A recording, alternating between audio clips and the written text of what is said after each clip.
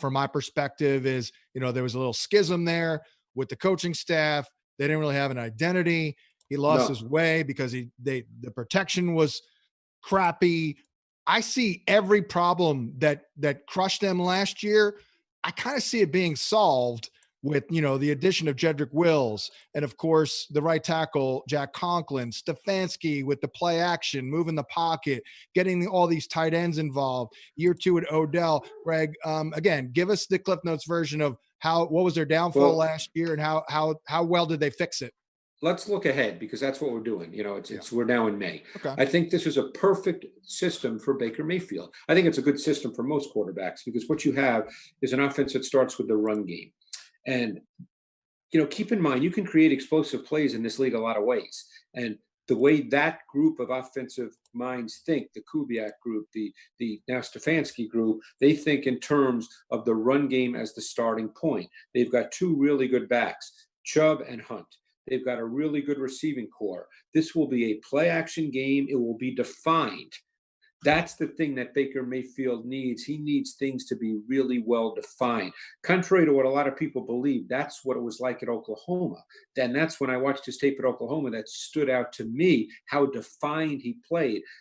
Greg, the numbers back that up too. I was looking into this a couple days ago. Pro Football Focus has adjusted completion percentage, which is basically just your completions and drops. So it accounts for the drop passes a wide receiver has and throwaways. Baker Mayfield was last in adjusted completion percentage last year among all quarterbacks, worse than Jameis Winston, worse than Mitch Trubisky.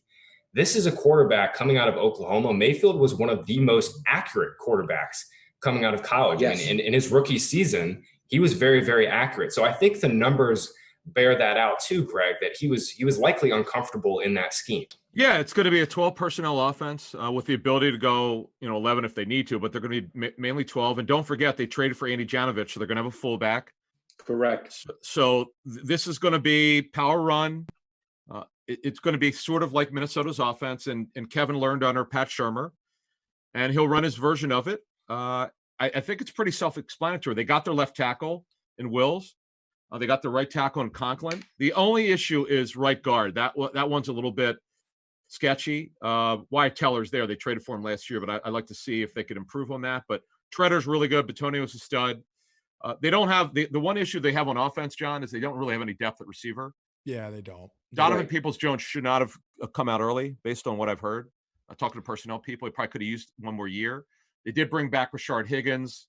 It's more of a fourth receiver. So the one concern would be is if Landry or Beckham suffers an injury, they just don't. I don't know if they have anyone who could really step in.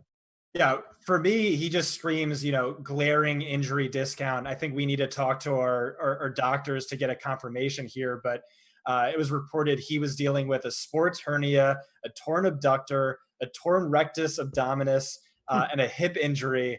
So, I'm willing to completely write off, the entirety of his down year last year, in addition to, Freddie Kitchens, a more competent play caller this year, ideally. But yeah, we should talk to our doctors on that, and maybe the amount of injuries is a concern. I'm just sorry, but in a down year for OBJ, he catches 74 balls and goes over 1,000 yards. I mean, in a year where he's not healthy, hardly at all the entire year. I mean, it's crazy.